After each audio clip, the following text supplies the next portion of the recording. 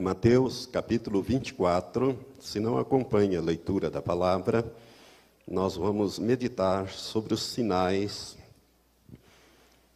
da segunda vinda. E eu gostaria de chamar a sua atenção para um fato desde já. Sinais da segunda vinda. Não quer dizer sinais do arrebatamento. O arrebatamento pode se dar a qualquer momento. Esses sinais são sinais da segunda vinda de Cristo, quando então ele virá com a igreja em poder e grande glória, e também com os anjos, e estabelecerá o seu reino aqui na terra. Quero dizer para o nosso nobre vereador que o tempo do governo dos homens sobre a terra está terminando. Muito breve, nosso Senhor Jesus Cristo retornará e ele implantará o seu governo aqui na terra. E todos aqueles que são do Senhor vão estar reinando aqui na terra. Aleluia.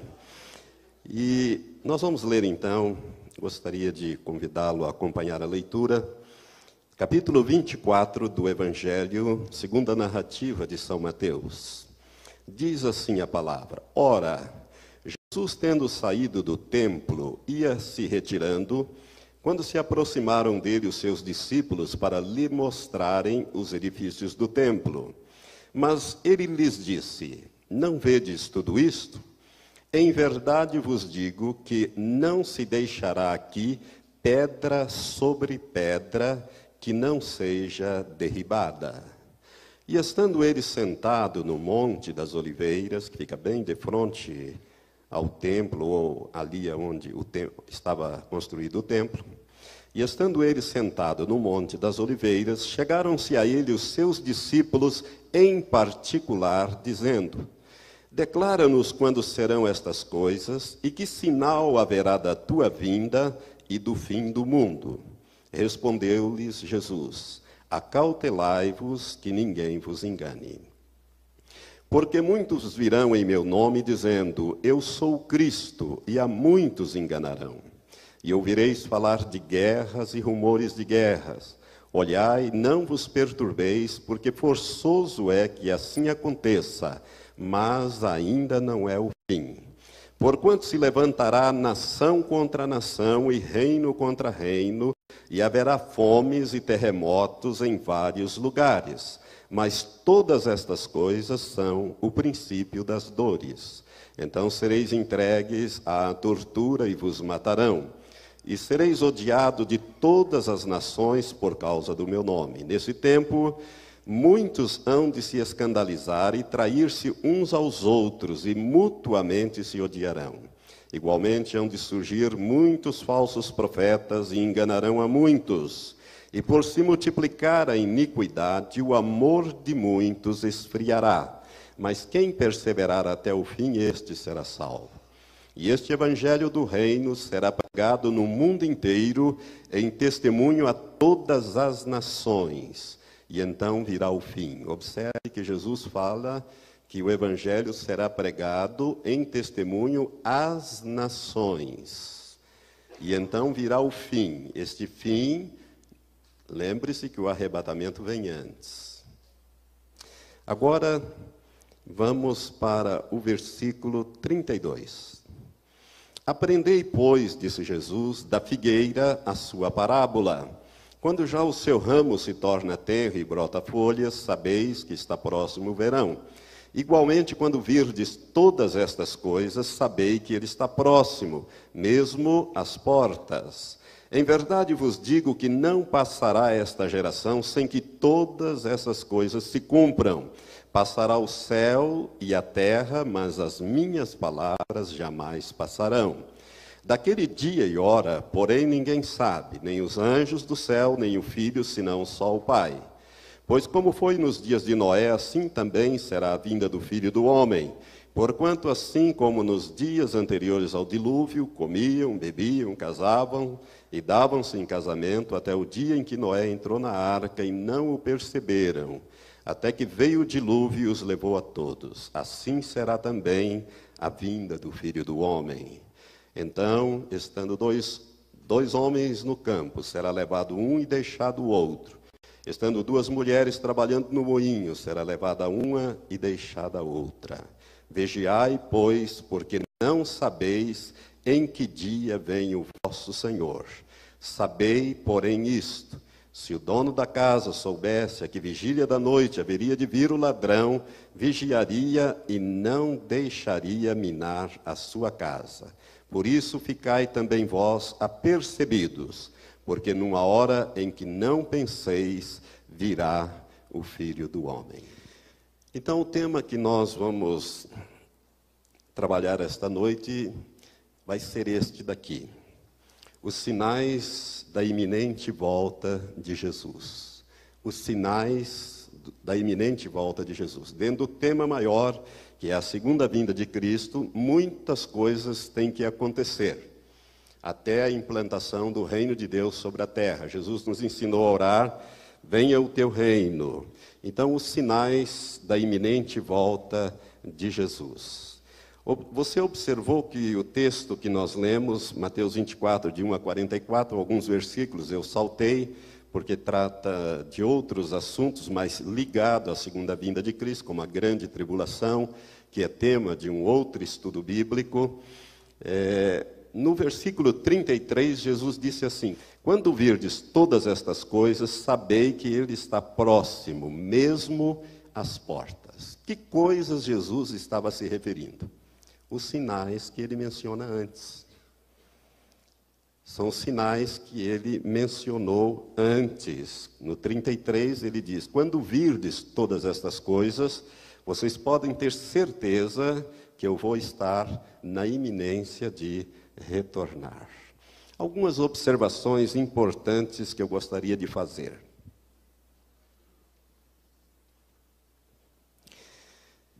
Primeira, este foi o último sermão pregado por Jesus, e foi um sermão pregado, entre aspas, em particular. Ou seja, se você observou a leitura do texto, ele foi um sermão que foi pregado aos seus discípulos. 2 dias depois, como nós vemos em Mateus 26, 2, Jesus foi preso e crucificado. Portanto, foi o último sermão que ele pregou. E ele pregou esse sermão em particular. Isto indica, esse sermão é um sermão profético, dirigido primeiramente à igreja. A igreja tem condições de entender bem este assunto. Os discípulos, eles perguntaram, na verdade, eles fizeram uma tríplice pergunta. Por quê? Porque eles ficaram impactados com a reação de Jesus. Quando eles mostraram os edifícios do templo, que Herodes havia ampliado e embelezado, por isso o segundo templo também é conhecido como Templo de Herodes, onde Jesus pregou, onde Jesus ensinou.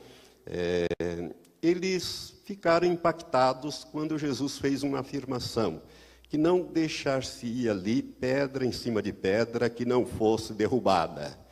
Eles guardaram aquela palavra e, lá em particular, no Monte das Oliveiras, eles perguntaram: Senhor, quando serão estas coisas? Ou seja, quando é que não vai se deixar aqui pedra em cima de pedra?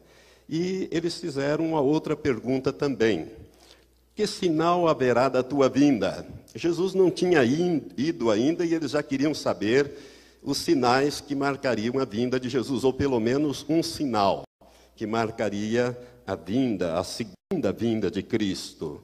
E ainda fizeram uma outra indagação: que sinal haverá do fim do mundo?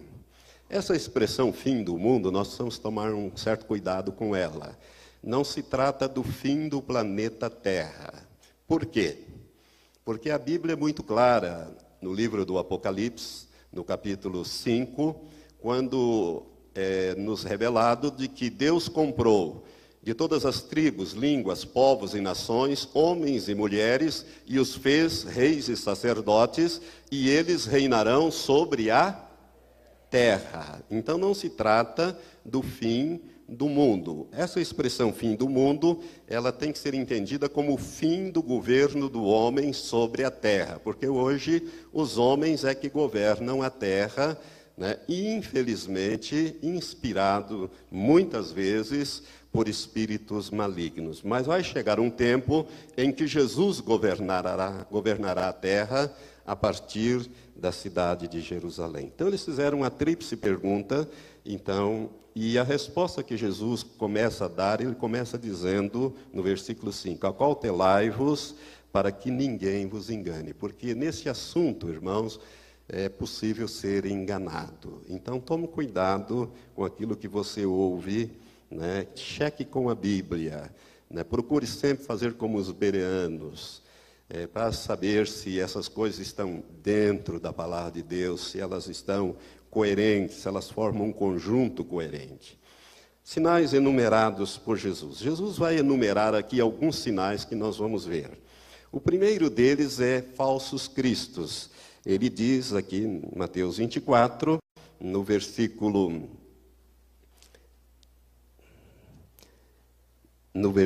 5, que muitos virão em meu nome, dizendo, eu sou o Cristo, e a muitos enganarão. Falsos cristos. Este é um sinal de que Jesus estará voltando, ou está voltando. E se nós formos ver, sempre tivemos falsos cristos, mas ultimamente tem aparecido alguns muito ousados. Você já ouviu falar deste homem? Reverendo Moon? Seu nome é Sun Myung Moon, e em coreano significa lua do dragão brilhante. Lua é um símbolo das trevas, dragão é um símbolo de Satanás. Brilhante é o nome de Lúcifer, antes da queda, aquele que é o brilhante, o portador da luz, aquele que leva a luz, anjo de luz. Esse homem, ele escreveu um livro chamado Princípio Divino, onde ele faz umas afirmações que você vai ouvir agora, se você ainda não conhece. Ele diz que ele, o reverendo Moon, é o Cordeiro de Deus que tira o pecado do mundo.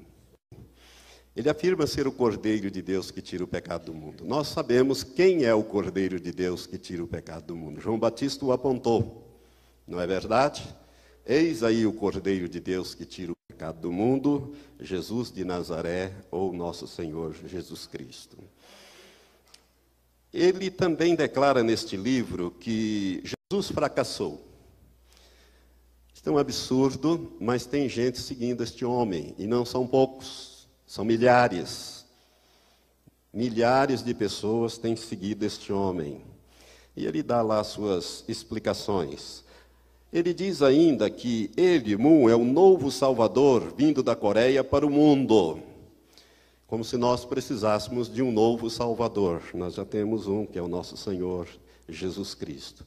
Ele continua afirmando neste livro, Princípio Divino, que está traduzido para várias línguas, que ele afirma que era para Jesus se casar e ter filhos, e que ele irá completar esta obra inacabada de Cristo.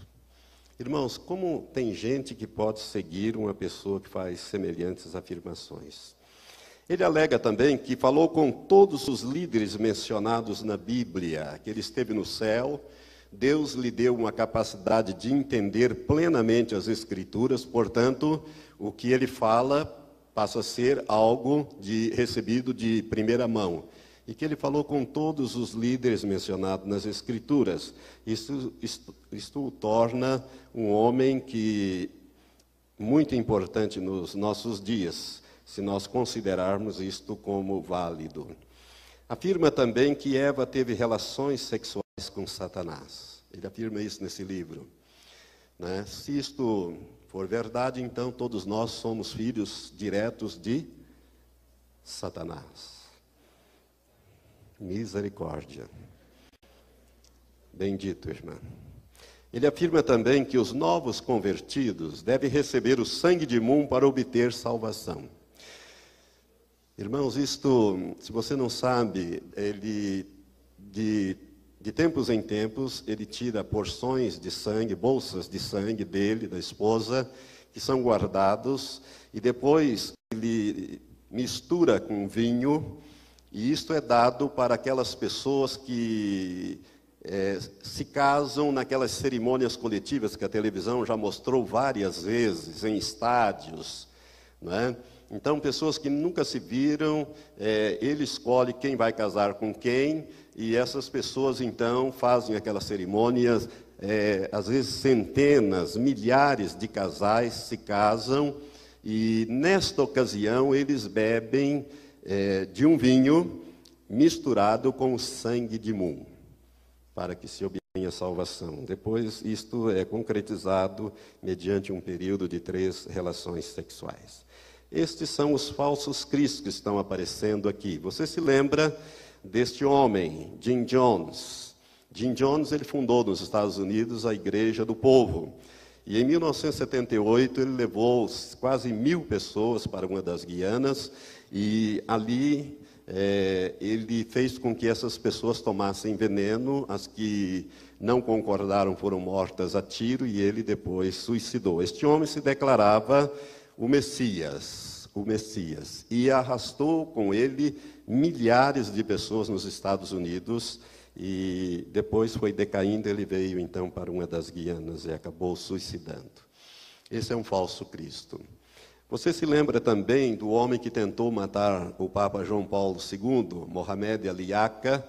Ele se declarava o Messias. Quando ele foi julgado perante os tribunais italianos em 1978, ele afirmou ser o Cristo reencarnado. Aí você poderá estar dizendo, graças a Deus, pastor, que essa gente toda são todos estrangeiros, né? Graças a Deus que no Brasil não existe desses aí. Será que não? Você já ouviu falar deste? Iri Cristo, de Curitiba. Ele afirma ser o Cristo reencarnado. E foi manchete, inclusive, da revista Isto É, há uns anos atrás. Não é? Olha para a figura e você vai observar certa similitude com esses quadros que se pintam de Jesus.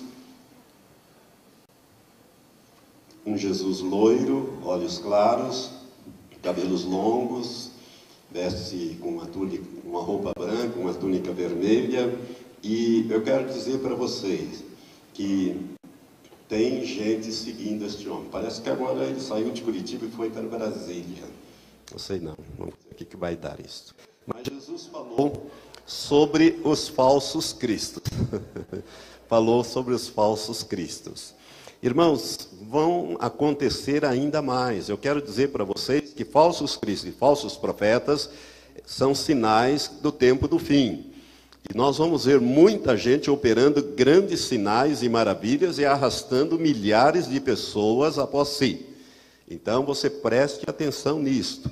É por isso que Jesus falou que assim como o relâmpago se mostra no ocidente até o oriente, assim será a vinda do Filho do Homem. Jesus fala disto quando ele toca ali mesmo em Mateus 24 sobre a grande tribulação, que nós não vamos abordar.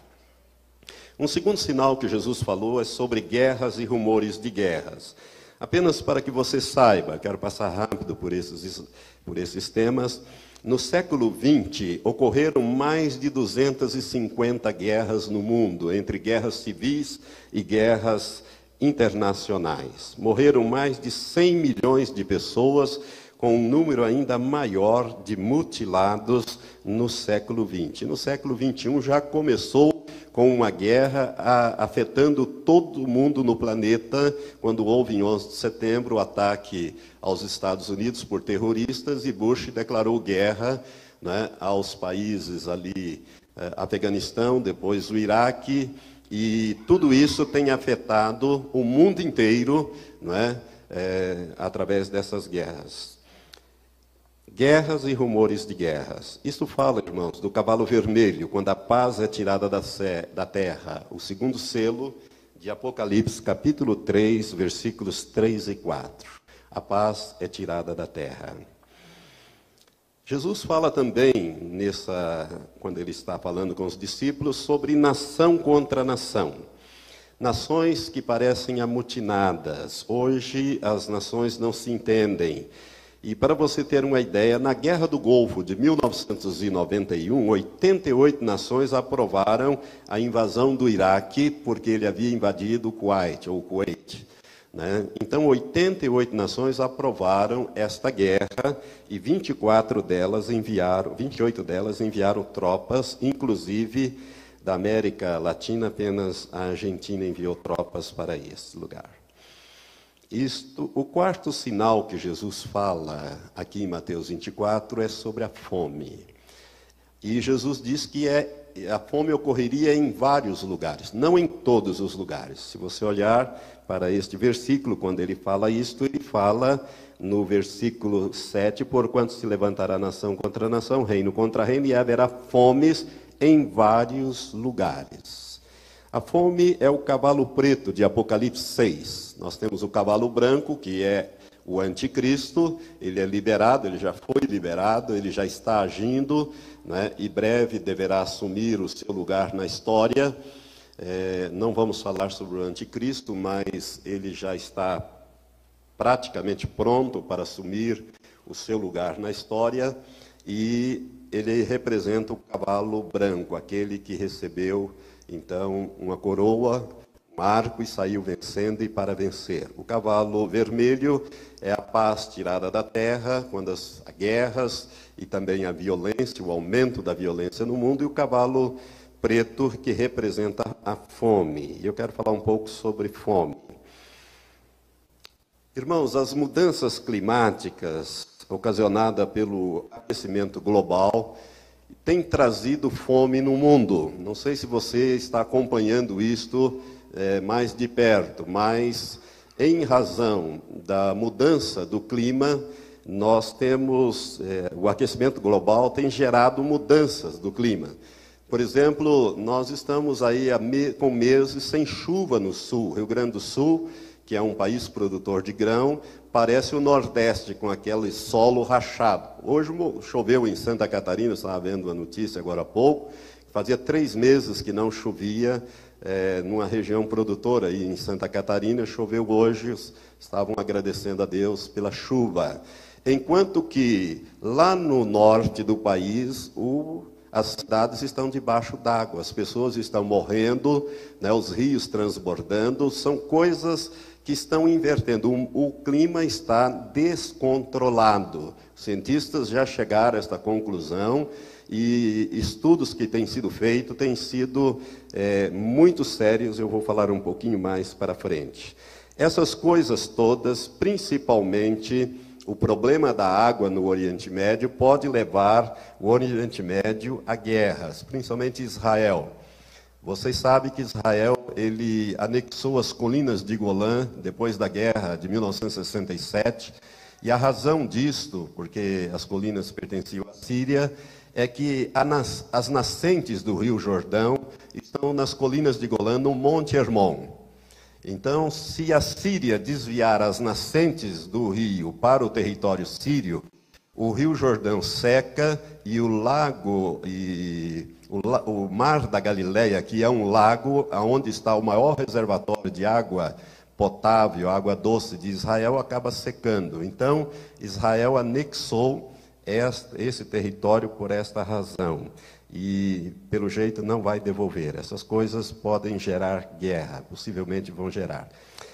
Irmãos, a fome, que é o cavalo preto, gera escassez de alimento, carestia, seca, enchentes. Você está notando como estas coisas estão acontecendo nas áreas produtoras.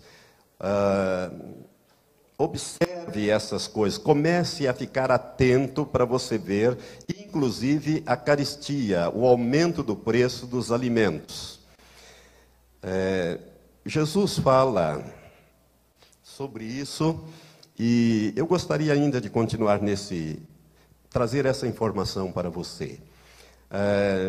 Até 2006, ou um pouco antes de 2006, o estoque mundial de alimentos sempre foi para 40 dias. Ou seja, se todos na Terra fizessem as 3 refeições diárias, o estoque de alimento produzido daria para 40 dias, alimentar a população, todo mundo fazendo as 3 refeições básicas, né? Café da manhã, almoço e janta. Você sabe que nem todos fazem.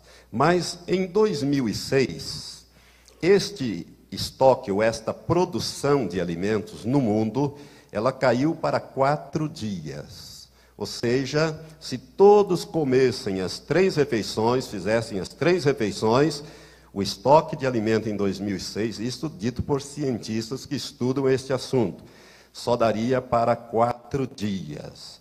Dados fornecidos pela FAO, que é um órgão da ONU que controla as informações sobre produção e distribuição de alimentos, afirma que mais da metade, em 2008, em junho de 2008, nós passamos de 6 bilhões 666 milhões de seres na Terra. Foi dia 8 de junho. Irmãos, mais da metade desses 6 bilhões e 666 milhões, não faz as 3 refeições diárias. Faz 1 e 2, mas não consegue fazer as 3. Isto uma vez levou o secretário de Defesa dos Estados Unidos, há uns anos atrás, há umas décadas atrás, Robert McNamara, a dizer que metade do mundo não dorme porque tem fome, e a outra metade não dorme porque tem medo dos que têm fome. Isto é uma grande realidade. A fome é algo muito sério, é muito sério. E aqui tem uma informação também, dado da FAO. 1 bilhão e 300 milhões de pessoas têm menos de $1 para se alimentar por dia. 1 bilhão e 300 milhões de pessoas. A fome é uma realidade. Há uma semana atrás, exatamente no dia 7 desse mês, eu estava, por acaso, vendo um discurso do senador Pedro Simão no Congresso Nacional. Ele estava lendo esse discurso, muito preocupado com essa situação da gripe suína e gripe de frangos, que mataram milhões de frangos, agora já estão falando em matar os porcos, por causa da gripe suína. O Egito já mandou matar todos os porcos. Isto tudo gera fome. E ele, preocupado com isso, com esses vírus e essa coisa toda, ele estava lendo um discurso. E ele fez uma afirmação ali que me chocou, eu não sabia. Ele disse que 4 pessoas morrem por minuto na Terra de fome. A cada minuto, 4 pessoas morrem na Terra de fome, ou por causa da fome. A fome é uma realidade nos nossos dias e ela está indicando a volta de Jesus. Jesus disse que estes sinais antecederiam a sua segunda vinda. Portanto, nós precisamos estar atento a isto. Lá em capítulo 6, quando fala do cavalo vermelho, a Bíblia diz que iríamos chegar numa época em que 1 queniz de trigo seria vendido por 1 denário e 3 quenizes de aveia por 1 denário. Irmãos, 1 queniz, segundo os estudiosos, é uma medida de menos de meio quilo. Seriam 450 gramas de trigo pela jornada de trabalho de um trabalhador. 20, 30 reais, que é o que ganharia um trabalhador braçal, da roça, ou qualquer coisa assim, né? E a aveia é o alimento dos animais, dos cavalos, dos bois e das pessoas pobres, né? 3 quenizes, 3 porções, valendo 1 denário. Mas há ali uma afirmação muito importante que eu gostaria de trazer para você. Deus disse: não danifiqueis o azeite e o vinho. Quando ele libera este cavalo preto, que é o cavalo da fome, né, símbolo da fome, ele diz: não danifiqueis o azeite e o vinho. Nós sabemos que o vinho é símbolo do sangue de Cristo, aqueles que foram lavados pelo sangue do Cordeiro. E o azeite é o símbolo do Espírito Santo. Nós somos selados com o Espírito Santo para o dia da redenção. Ou seja, em outras palavras, não toque a fome em quem tem a salvação de Deus e o Espírito Santo habitando nele. Essa é a minha interpretação desta frase, irmãos. Por isso nós vamos chegar num período, amados pastores, irmãos, nós vamos atingir uma época dos milagres da multiplicação. Nós vamos chegar a essa época em que nós vamos ter que exercitar fé para a multiplicação. Se você nunca leu, tem um livro, eu não me lembro a editora agora, mas o autor é Jesse Hinckley. Ele chama-se Rara Estirpe de Fé. Este livro ele conta a história de um pastor negro dos Estados Unidos durante a Grande Recessão de 1929. Ele tinha, na época, 12 filhos, ele teve 17 filhos. Né? Na época ele tinha 12 filhos. Ele conta a experiência dele, ele morava no porão da igreja e acabou o dinheiro e a última oração que ele fez numa panela de carne e no dia seguinte a panela estava cheia novamente. Ele tornou a orar, comer e no dia seguinte a panela estava cheia novamente. E eles comeram carne durante meses e meses e meses. Deus foi multiplicando aquela panela de carne com feijão e outras coisas. Devia ser uma espécie de feijoada, não sei bem. Né? Ele não esclarece. Isto nos nossos dias, 1929. Né? Então, nós vamos chegar nesse período. E eu dou graças a Deus porque Jesus, em João 14, versículos 12 a 13, ele diz: aquele que crê em mim, este também fará as obras que eu faço, e as fará maiores do que estas, porque eu vou para o Pai. E tudo quanto pedirdes em meu nome, eu o farei, para que o Pai seja glorificado no Filho. Lembre-se que Jesus multiplicou os pães e os peixes para alimentar multidões, pelo menos 2 vezes. Ele fez isso? Fez. Então nós vamos ter que chegar nesse alto nível de fé, de realizarmos esse tipo de milagre. Eu penso que possivelmente tenhamos que fazer estas coisas. Mas Jesus fala também nesse capítulo 24 de que outro sinal de que ele estaria na iminência de retornar seriam os terremotos. E esses terremotos ocorreriam em vários lugares. Amados, estatísticas de terremotos nos séculos que eu vou mostrar agora. No século XV, e nós estamos falando aqui de terremotos de 6 graus para cima, ou seja, terremotos que tiram vidas e destroem propriedades. No século XV nós tivemos 174 grandes terremotos, no século XVI 253, no século XVII 378, no século XVIII este número já subiu para 640, no século XIX triplicou, passou de 3 vezes, 2119, no século XX até 1950 nós tivemos 2.500 grandes terremotos. Para você ter uma ideia, em 9 anos, do ano 2000 até o ano 2008, nós tivemos 1.460 grandes terremotos, conforme essa tabela que eu tirei da internet, de números de terremotos no mundo de 2000 e 2008, captados pelo Centro Nacional de Pesquisas Geológicas dos Estados Unidos. Terremotos de 6 graus até 9,9 graus. Né? Nós tivemos, em 8 anos, 1.460 terremotos. Eles estão se intensificando e aumentando em quantidade. Daí você pode dizer, graças a Deus, pastor, que aqui no Brasil nós não temos terremotos. Será? Será que não temos?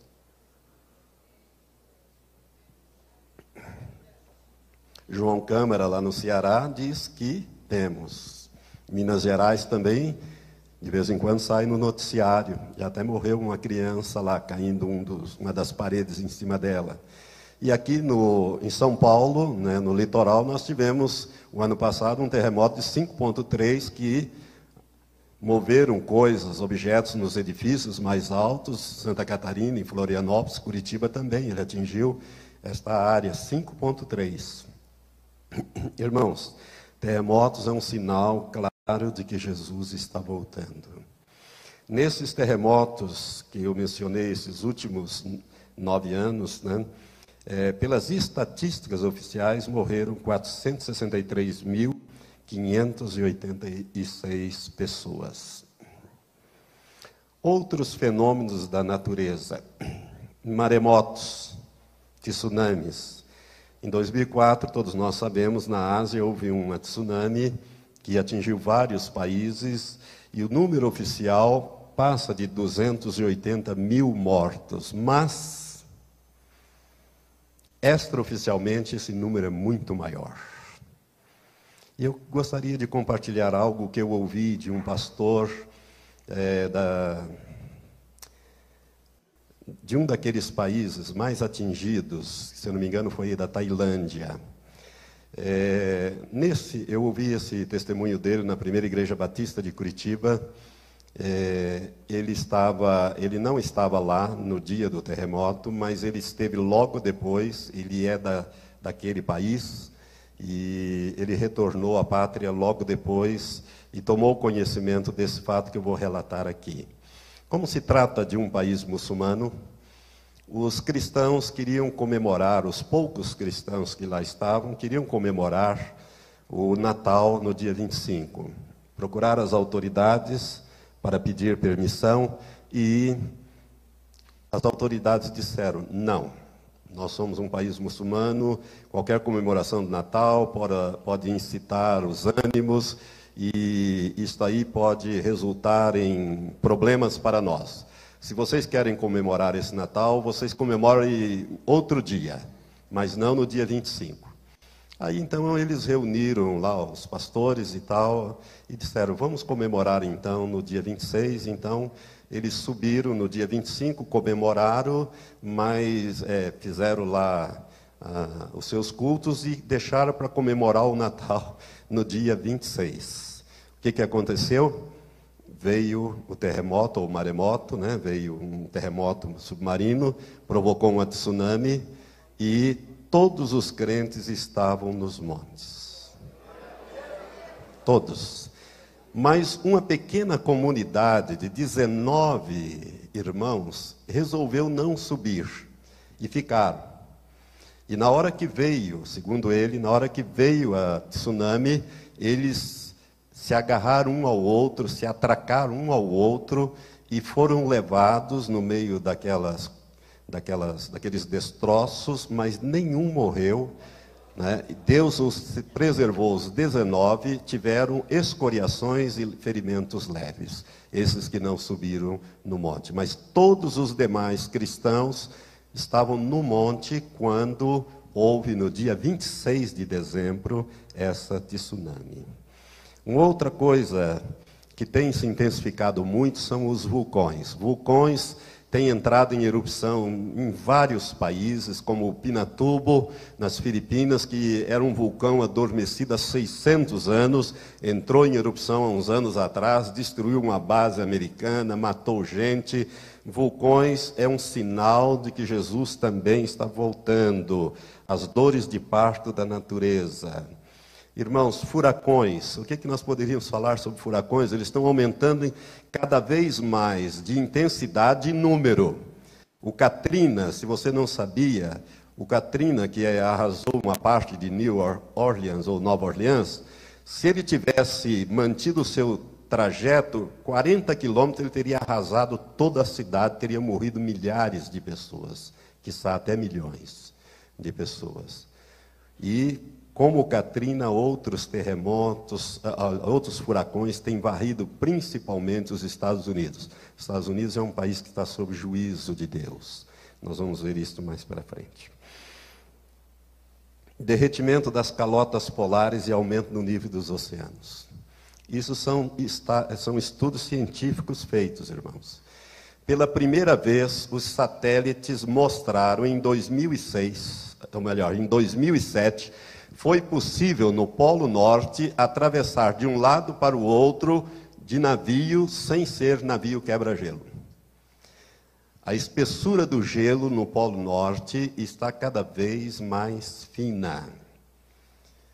No verão, antigamente, a espessura do gelo, há algumas décadas para trás, 50, 60 anos para trás, a espessura do gelo era em torno de 20 a 30 metros de espessura. Hoje, em 2007, chegou a 1,80 m. Né? O Polo Norte, ele é formado de gelo, ele não tem terra embaixo. É diferente do Polo Sul, que tem terra embaixo e tem os gelos. Mas mesmo no Polo Sul, por causa da camada de ozônio, né, que tem afetado, porque ela está aqui em cima do Polo Sul, na Antártida, essa camada de ozônio ela tem feito derretimento de grandes icebergs, iceberg maior do que a cidade de São Paulo. Tem se desprendido e a televisão tem mostrado isso. Isso tudo está indicando a proximidade da vinda de nosso Senhor Jesus Cristo. O nível dos oceanos estão subindo, né, e você está vendo cada vez mais a natureza com dores de parto. Jesus fala também de pestes, cavalo amarelo. Esse cavalo é um cavalo terrível, né? Porque ele é cavalgado pela morte e o inferno, a morte vem matando e o inferno recolhendo. O inferno segue a morte, no caso ali. Nós vemos as pestes, esta AIDS, eu nem procurei o número atual, porque esse número só sobe. São milhões e milhões de pessoas infectadas pelo vírus da AIDS no mundo, principalmente na África, mas no mundo inteiro, agora atingindo principalmente as mulheres e as crianças. Nós poderíamos colocar aqui, junto com a AIDS, nós poderíamos colocar, né, a dengue, que tenha matado pessoas no terceiro mundo, a febre amarela e outros tipos de pestes que têm andado por aí. Mas quero falar sobre a gripe espanhola de 1918, com o vírus H1N1, que uma estimativa bem conservadora diz que morreram entre 40 a 50 milhões de pessoas em 1918. Porque era muito difícil, olha, mesmo assim era muito difícil as pessoas se deslocarem em 1918. Hoje, os deslocamentos se faz de uma maneira assombrosa, né? Uma pessoa está aqui hoje em São Paulo, amanhã ele já está na China, né, do outro lado da Terra, né, e levando esses vírus, essas coisas para lá. As estimativas mais conservadoras de 40 a 50 milhões. Por quê? Porque na época as estatísticas da China e da Índia não eram confiáveis. Alguns cientistas dizem que o número real gira em torno de 80 a 100 milhões de mortos na gripe espanhola. Foi a mais devastadora até hoje. A gripe asiática de 1957-58, na China, com o vírus H2N2, ela ceifou cerca de 1 milhão de vidas. E a gripe de Hong Kong, em 1968-69, que é o H3N2, né, que é a chamada gripe das aves, transmitida do frango, das aves, né, com cerca também de 1 milhão de mortos. A SARS, que é a Síndrome Respiratória Aguda Severa, de 2003 na Ásia, conseguiram conter bem essa SARS e tivemos cerca de 8 mil casos registrados, em torno de 800 mortos, apenas 800. A gripe das aves, em 2005, que iniciou-se na Áustria, o vírus H5N1, ele matou muitas pessoas também. E a imprensa parece que parou de falar, mas ele continua matando gente.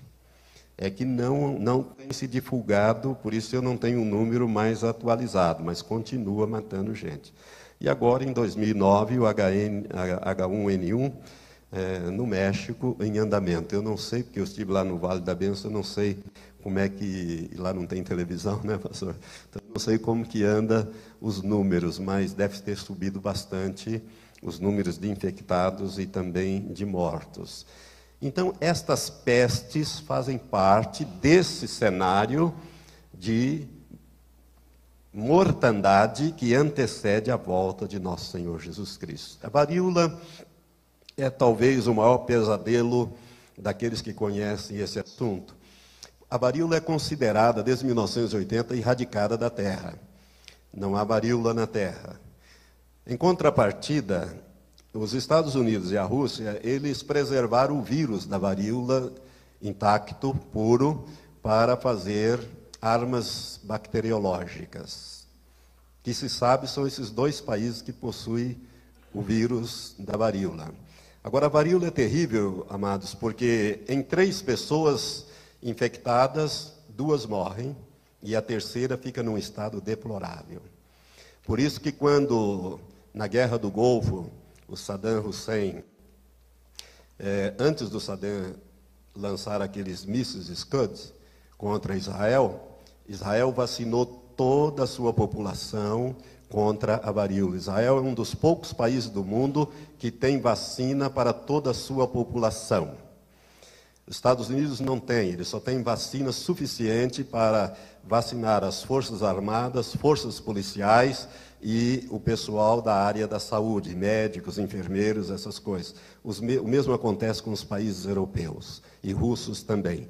Por isso que é o pesadelo. Por quê? Porque se a varíola for usada como guerra bacteriológica ou voltar, não há proteção para ela. Ela mata mesmo. Multiplicar da iniquidade. Jesus falou aqui também em Mateus 24 que haveria um multiplicar da iniquidade. No versículo 12, ele diz que por se multiplicar a iniquidade, o amor de muitos esfriaria. E nós vemos isto acontecer diante dos nossos olhos. Eu tenho um recorte de jornal que eu poderia mostrar, está aqui, mas vou poupar, quero andar um pouco mais depressa. Mas tem um recorte de jornal denunciando. 2 juízes italianos vieram alguns anos atrás ao Brasil e denunciaram às autoridades judiciárias e policiais brasileiras que cerca de 300 crianças que foram adotadas no Brasil e levadas para a Europa, inclusive para a Itália, essas crianças foram mortas e seus corpos mantidos com morte cerebral e os seus órgãos vendidos para transplante. Irmãos, uma criança totalmente retalhada chegava a render a estes homens iníquos cerca de $1,5 milhão de dólares. Os órgãos eram vendidos entre 40 mil a 100 mil, dependendo do órgão. E isto era feito na Tailândia e no México, havia esses lugares. Eles trouxeram documentos e comprovatório disso, né? Por isso que o governo tomou algumas atitudes mais drásticas em relação à adoção, principalmente internacional, mas isto vem acontecendo, inclusive crianças que são mortas ou desaparecem e às vezes são vendidas e retalhadas para esta finalidade. Eu digo para você, se isto revolta o nosso coração, imagina o coração de Deus. Isto é o aumento da iniquidade. Deus vai julgar a iniquidade dos homens, não tenha dúvida disso. Ainda dentro desse item, multiplicar da iniquidade, você já ouviu falar do satanismo, né? Sacrifício de crianças por seitas satânicas. Nós tivemos um caso no Paraná, na cidade de Guaratuba, em que, na época, envolveu a esposa do prefeito, a filha do prefeito, deu uma repercussão internacional. Este caso foi julgado, comprovado, a criança, o menino, foi sacrificado num ritual satânico. Irmãos, isso não é raro, não. Essas coisas acontecem no mundo inteiro. Essas coisas vêm acontecendo. Então, isto é um multiplicar da iniquidade. Os jornais e a televisão têm mostrado pais matando os filhos, como aquela menina Isabela, né, que acho que foi em São Paulo, né, que o pai e a madrasta jogaram lá do prédio, aquela criança que teve uma repercussão nacional e até internacional. E quantas notícias nós vemos de pais matando filhos e filhos matando pais por causa de herança. Isso, irmãos, é o multiplicar da iniquidade. Por causa disso, o amor de muitos, ou dentre os muitos, esfriaria. Nós estamos vivendo esse tempo. Nem animais fazem essas coisas. Os animais procuram preservar os seus filhos. Homicídios sem nenhuma razão. Nós temos visto aí assaltos em postos de gasolina, onde os ladrões, depois de terem tudo o que queria, atira nos caixas, nas pessoas. Uma moça, uma senhora morreu esses dias, deixando uma criança, né? Esses assaltos em coletivos, em ônibus, morte de cobradores, sem nenhum motivo. As pessoas estão matando umas às outras.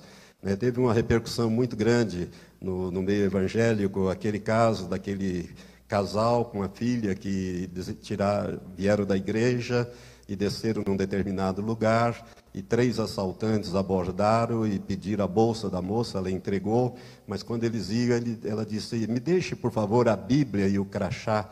Eles deram a Bíblia e o crachá, mas deram um tiro na cabeça da moça e matou. Sem nenhuma razão estas coisas estão acontecendo. É o desamor, né? É a falta de valorização da vida, esse é o multiplicar da iniquidade. Jesus disse que ela se multiplicaria. O que falar então das chacinas e dos abortos? Nos Estados Unidos ocorre 5 milhões de abortos por ano, e agora, com o novo governo, foi liberado o aborto e, inclusive, dinheiro para se abortar por conta do Estado. Isto vai aumentar violentamente. Chacinas, aborto, aqui no Brasil dá mais de 1 milhão por ano. Linchamentos, são todas situações do multiplicar da iniquidade. A iniquidade não está somando, ela está se multiplicando.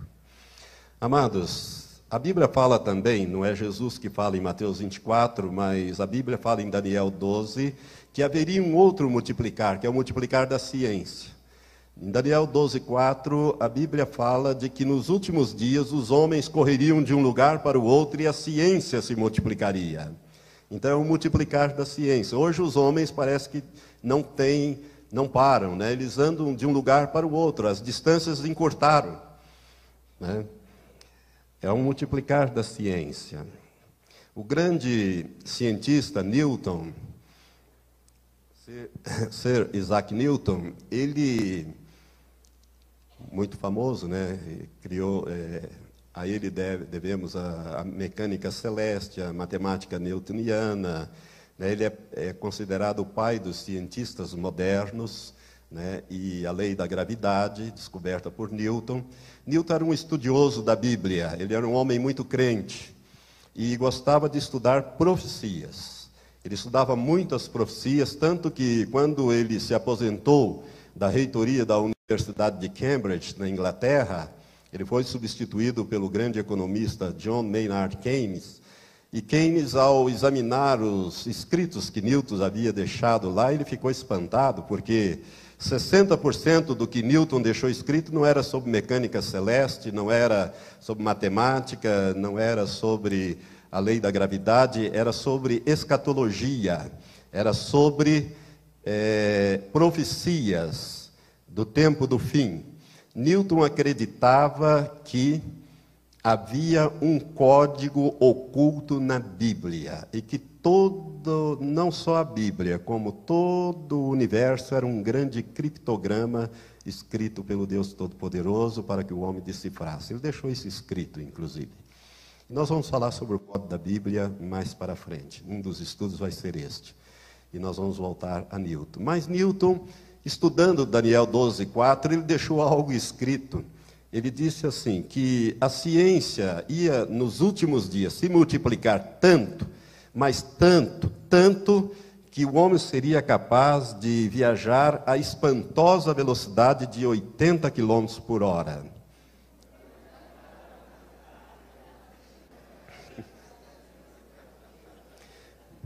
Você ri porque você anda mais, né? O pastor Rufino, eu vejo que ele anda bem. Aquele carro dele anda rapidamente. Voltaire, que veio bem depois de Newton, um homem muito inteligente também, sádico, ateu. Ele, olhando para esses escritos, ele dizia aos seus companheiros: vejam o que o estudo da Sagrada Escritura fez a grande mente de Newton, dizia Voltaire. Porque todos nós sabemos que se um dia o homem conseguir andar ou viajar à velocidade de 80 km por hora, ele ficará sufocado, dizia Voltaire, né? Nós podemos rir tanto de Newton como de Voltaire. Mas, irmãos, hoje os ônibus espaciais, hoje não, há muito tempo, os ônibus espaciais levantam da Terra e dão uma volta em torno do globo terrestre a cada 88 minutos. E depois voltam e pousam tranquilamente, sobe outra vez e desce, levam materiais, estão formando lá uma estação espacial. Isto é o multiplicar da ciência. Não é 80 km por hora, é 88 minutos, uma volta completa em torno da Terra. O que dizer? Quando os computadores foram inventados, eles usavam válvulas. Então, a memória do computador era trabalhada com válvula. Tipo, 100 metros quadrados de válvula para poder operar aquele computador bem rudimentar. Hoje, um microchips, ele tem milhões de cálculos, ele faz bilhões de cálculos por minuto.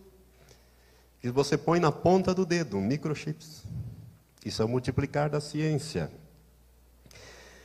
Na Guerra do Golfo de 1991, usaram-se satélites espiões. Então veio à tona esse negócio de satélites espiões. Desconfiava-se disso, mas não se sabia ao certo. Mas ficou evidenciado que, com esses satélites espiões, você era capaz de fotografar a manchete de um jornal de alguém sentado no banco da praça lendo. Um jornal você era capaz, através de satélites espiões. Satélites capazes de ouvir, inclusive, conversas, aparelhos que hoje... por isso que a Polícia Federal tem pego tanta gente para lá e para cá. Porque, no tempo de Fernando Henrique, eles conseguiram comprar os mesmos aparelhos que o FBI usa, né, no sistema de monitoração de gravações, e o governo americano autorizou a venda, por isso que hoje pega o pessoal falando... né, e dá essas operações Satyagraha e outras tantas aí, né? Mas isso é o multiplicar da ciência, irmãos. Na Guerra do Golfo usaram esses mísseis Tomahawk, que existe até hoje, é a chamada bomba inteligente. É um negócio esquisito, né? Bomba inteligente. Ela é guiada por computador. O míssil que um navio solta lá do oceano, ele viaja 3.000 quilômetros, desviando de todos os alvos, para cima e para baixo, fora do nível do radar, fora da captação do radar, e tem a capacidade de acertar um alvo com margem de erro de 30 centímetros. É como se ele mirasse no estômago, ou no peito, e acertasse no estômago, ou vice-versa. Esses mísseis estão aí, são os Tomahawks. Hoje temos aviões invisíveis, Estados Unidos tem aviões invisíveis, e a Rússia anunciou ao ano passado, ela anunciou que desenvolveu uma tecnologia especial e fabricou e tem mísseis invisíveis ao radar. Jacques Chirac, quando era presidente da França, quando ele estava terminando o mandato dele, esteve com Putin, acho que foi 2007, e Putin mostrou essa tecnologia a Jacques Chirac. Eu quero dizer para vocês, irmãos, que os mísseis invisíveis, eles tornam obsoleto qualquer sistema de defesa na Terra. Por quê? Porque eles são capazes de colocar uma ogiva nuclear em qualquer lugar, invisível ao radar. E quando a Rússia anunciou isso, 2 meses depois, o Irã anunciou que tinha mísseis invisíveis também. Ora, o Irã não tem nem a tecnologia da bomba, mas já tem um míssil invisível. Quem que passou para eles? A Rússia. A Rússia vende armas para o Irã. A Rússia tem um tratado de proteção do Irã, que eu vou falar quando eu falar sobre a Guerra do Golfo. Qualquer país que atacar o Irã, dá direito à Rússia de atacar este país. Multiplicar da ciência. Ainda, só para você se lembrar, em 1969, há 50 anos atrás, o homem foi na Lua, não uma, mas 3 vezes, foi e voltou. Hoje nós temos sondas, né, em Marte, fazendo escavações, fotografando e descobrindo coisas, coletando os dados. O telescópio Hubble, que já está ficando obsoleto, ele tem descoberto coisas extraordinárias sobre o nosso universo. Você se lembra disso aqui, não lembra? Há 10 anos atrás, 1997, foi capa de todas as revistas do mundo, a ovelha Dolly. a clonagem da ovelha Dolly. Desde a Segunda Guerra Mundial, que um assunto não ocupava as páginas das principais revistas do mundo. Em 1997, a ovelha Dolly, a Revolução de Dolly. Já é possível clonar o ser humano. Irmãos, tem alguns países na América Central que estão trabalhando nesse negócio de clonagem humana. Tem saído notícias sobre isso, alguns negam, mas já está comprovado que estão tentando clonar seres humanos. Então, em 97, clonaram a Dolly, depois clonaram a Polly. A Polly, ambas já morreram, porque verificou-se que há um envelhecimento precoce das ovelhas clonadas. O ciclo de vida delas é muito curto, por alguma coisa errada nisso aí. Mas na Polly, eles usaram pela primeira vez genes de animais e genes humanos. Misturaram os genes. Irmãos, o que falar então das células troncos? Hoje está sendo a vedete da ciência hoje, as células tronco, para curar enfermidades, e todas essas coisas. Isso tudo é o multiplicar da ciência. Em 2003, nós tivemos, então, o projeto Genoma, quando foi decifrado o código da vida, com 3 bilhões de combinações. O diretor do projeto Genoma, que foi um norte-americano, um homem muito crente, ele inclusive escreveu um livro, eu tenho esse livro, ele é professor, devia ter anotado o nome dele ali, é Collins, sobrenome Collins, se eu não me engano é Frank Collins, o nome dele. O professor Collins, ele participou, dirigiu o projeto Genoma. Irmãos, o que interessa para nós aqui do Projeto Genoma, que é um passo gigantesco em termos de multiplicar da ciência, mas 2 coisas eles descobriram que está lá no livro de Gênesis. A primeira coisa que eles descobriram através do Projeto Genoma é que o homem tem capacidade estrutural para viver 120 anos. Não vive por quê? Por causa da poluição. O homem respira um ar envenenado, bebe uma água envenenada, come comidas envenenadas, vive uma vida estressada. Então ele morre antes, 70, 80, 90 anos, aí ele está morrendo. Mas ele tem estrutura para viver 120 anos. E lá no Gênesis, quando Deus diz a Noé que vai destruir a terra e os animais, ou melhor, ele vai destruir a vida sobre a terra, ele diz que vai reduzir a vida para 120 anos. Ele reduz para 120 anos, porque os filhos de Noé já vão vivendo menos, cada vez menos. Abraão já vai viver 176 anos, Jacó já vai viver 146, e assim vai até Moisés, que vai viver 120 anos.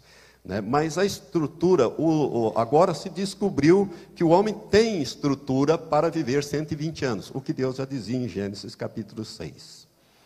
Mas descobriu-se uma outra coisa também, que todos os seres humanos que já viveram e vivem sobre a terra descendem de um único casal. Isso Deus já falava lá no capítulo 1 de Gênesis. Então a ciência comprovando a Bíblia. Isso é científico, isso é descoberta científica, tá? Através deste Código da Vida ou o Projeto Genoma. Para você saber, todo o conhecimento científico se renova entre 3 a 5 anos. E em algumas áreas, em tempo menor, como a informática, que se renova a cada 6 meses. Cada 6 meses, esse computador aqui já está defasado. Se ele tiver mais 6 meses, ele já está defasado. Já tem outro mais atualizado, aí pronto. Vamos ler no capítulo 17, no versículo 20. Jesus fala assim, no capítulo 17, melhor dizendo, no versículo 25. Jesus está falando aqui sobre a vinda, e a sua vinda e a implantação do reino de Deus aqui na terra. Ele diz no versículo 25, mas primeiro é necessário que ele padeça muitas coisas, que seja rejeitado por esta geração. E no versículo 26 ele diz, Como aconteceu nos dias de Noé, que é este o sinal que eu gostaria de falar agora, dias de Noé. Como aconteceu nos dias de Noé, assim também será nos dias do Filho do Homem. Comiam, bebiam, casavam e davam-se em casamento, até o dia em que Noé entrou na arca e veio o dilúvio e os destruiu a todos. Como também, Jesus continua falando, da mesma forma aconteceu nos dias de Ló. Comiam, bebiam, compravam, vendiam, plantavam e edificavam. Mas nos dias em que Ló saiu de Sodoma, choveu do céu fogo e enxofre e destruiu a todos. Assim será no dia em que o Filho do Homem se há de manifestar.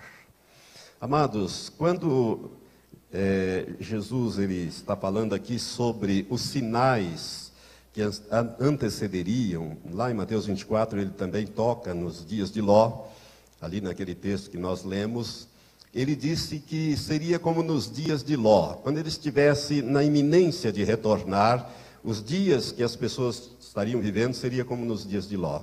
E se você ler em Gênesis 6:11, você vai ver que o que caracteriza os dias de Ló é o aumento da violência. A terra se encheu de violência, a ponto de Deus dizer: eu vou destruir a vida que há sobre a terra, tanto dos homens como dos animais. Não é? Deus, ele se ira com tudo aquilo e ele diz: eu vou destruir. E a razão ele dá no versículo 11, porque a terra encheu-se de violência. Então, uma das características principais dos dias de Noé é o aumento da violência. Hoje, como é que nós estamos com a violência? Eu acho que não precisamos nem falar sobre isso. Todos nós sabemos do aumento da violência. Há 20, 30, 40, 50 anos para trás, a vida era outra. Havia um outro estilo de vida, uma outra maneira de viver. As pessoas podiam sair de casa, passear tranquilamente. Lá no Paraná, no norte do Paraná, me lembro bem, meu tempo ainda de mais novo, as pessoas não tinham televisão naquele tempo, era mais rádio, elas conversavam, punham as cadeiras para fora, os vizinhos se conheciam, sentavam, conversavam. Não havia. Hoje as pessoas se trancam atrás de grades e os bandidos ficam soltos aí, praticando as maiores barbaridades. O aumento da violência, irmãos, é em todo o globo terrestre, não é no Brasil apenas, é em todos os lugares. Né? Então, nós estamos vivendo os dias de Ló. Além disso, a zombaria e a incredulidade caracterizam também os dias de Ló, mas principalmente a violência. Jesus disse então que quando ele estivesse na iminência de retornar, seriam como nos dias de Noé. E, além disso, esses dias de Noé, ele caracteriza-se pelo cavalo vermelho de Apocalipse 6, quando ali é dito que a paz é tirada da terra. Hoje os homens não têm paz, eles buscam a paz, mas não têm paz. Ninguém tem sossego em lugar nenhum, não é verdade? Né? Você às vezes até se tranca lá nos apartamentos, aí vem aquelas quadrilhas, domina o porteiro e sai fazendo aquele arrastão de cima e embaixo. Né? Nos condomínios fechados tem entrado também. Enfim, não há segurança, a paz foi tirada da terra, nós estamos vivendo esses dias. Mas Jesus disse que seria também como nos dias de Ló. Se você examinar todo o capítulo 19 de Gênesis, você vai ver como é que eram os dias de Ló. Os dias de Ló se caracterizam principalmente pelo aparecimento ou aumento, no caso lá, da sodomia. A palavra Sodoma dá origem à palavra sodomia, que é o homossexualismo masculino e feminino. Né? O homossexualismo e o lesbianismo. Né? Hoje, irmãos amados, nós temos paradas gay em todo o mundo, inclusive em Israel. Não sei se você sabia disso, mas tem parada gay em Israel. Isto está enchendo a medida da iniquidade. E toda vez que o pecado sobe, Deus, que é paciencioso, ele deixa que o pecado atinja uma certa medida para colher. Quando Deus fala a Abraão sobre o seu povo, que Abraão ia dar origem àquele povo, Deus disse assim: saiba com certeza que a tua descendência será escrava na terra e vai servir um país 400 anos. Depois eu vou tirá-los de lá. E eles vão sair, inclusive, com riquezas. Mas Deus dá a razão por que queria passar 400 anos. Ele diz, porque a medida da iniquidade dos amorreus ainda não está completa. Então, olha, nós estamos vivendo os dias de Ló. Hoje a televisão, né, tem divulgado, incentivado, e hoje nós já temos 7 países que aprovaram o chamado casamento com pessoas do mesmo sexo, o casamento neutro, né, como a Holanda, a Espanha, a Bélgica, o Canadá, a África do Sul, a Noruega, e a partir de 1º desse mês agora, também a Suécia implantou o chamado casamento neutro ou casamento do mesmo sexo, com todos os direitos, deveres de um casamento normal. Nós estamos vendo umas coisas terríveis acontecer, né? Casais sendo autorizados a adotar. Ora, se um casal de homossexuais adota um menino, o que vai ser esse menino? Qual é o padrão, que referencial ele vai ter? Se for lésbica, que referencial essa criança vai ter? Ela vai ser lésbica também, vai ser homossexual também, ele vai copiar. Irmãos, nós estamos vivendo esse tempo difícil, tempos trabalhosos, que a Bíblia fala, que são os dias de Ló. Os filmes têm exaltado estas coisas, são os filmes que fazem sucesso, que ganham prêmios, etc. As novelas, né? Beijos de homossexuais, de lésbicas, isso aí tem uma propaganda, né? A televisão faz programas, tem programas que incentivam isto e tem audiências altas, né? Promovendo debates sobre o homossexualismo, artistas famosos assumindo que são homossexuais, que tem que sair do armário, aquela conversa toda, né? Essas coisas estão acontecendo. E para tristeza nossa, inclusive, o governo federal liberou, ano passado, cerca de R$1.200.000 para promover congresso de gays e lésbicas em Brasília. E deu apoio oficial a este congresso. E está no Senado Federal um projeto de lei complementar número 122/2006, que já foi aprovado na Câmara dos Deputados, a toque de caixa meio escondido, né? E agora está no Senado, que era para ser aprovado essa semana passada, não sei como ficou isto, mas que está sendo, as igrejas têm orado, se levantado em oração, e já foi prorrogado, né? A senadora Fátima Freire está liderando, o pessoal do PT, o governo está dando todo o apoio à aprovação desse projeto de lei complementar 122, aprovando a criação daquilo que se convencionou chamar o crime de homofobia. Né? Então, se isto for aprovado, eu quero dizer para você, minha amada irmã, que se você tiver uma empregada e você descobrir que ela é lésbica e você a despedir, você vai ficar sujeito a uma pena de 2 a 5 anos de prisão. Isso está nesse projeto. Se você, pastor, se recusar a fazer um casamento de um homossexual ou de uma lésbica, fica sujeito à mesma pena. Enfim, irmãos, está tirando a liberdade que nós cristãos temos. E nós não podemos permitir que essas coisas ocorram no nosso país. Temos que clamar ao Senhor. Se nós não clamarmos, essas coisas estão para serem implantadas. É o aumento, é o aparecimento e o incremento dos dias de Ló que nós estamos vivendo debaixo dos nossos olhos, ou no nosso nariz, se nós quisermos dizer assim, com a aprovação do nosso governo, inclusive. O terceiro sinal que eu gostaria de ressaltar, que é o 11º aqui, é a parábola da figueira. Os dias de Noé e os dias de Ló, eu acho muito importante, porque Jesus disse que ele estaria às portas quando estivesse acontecendo.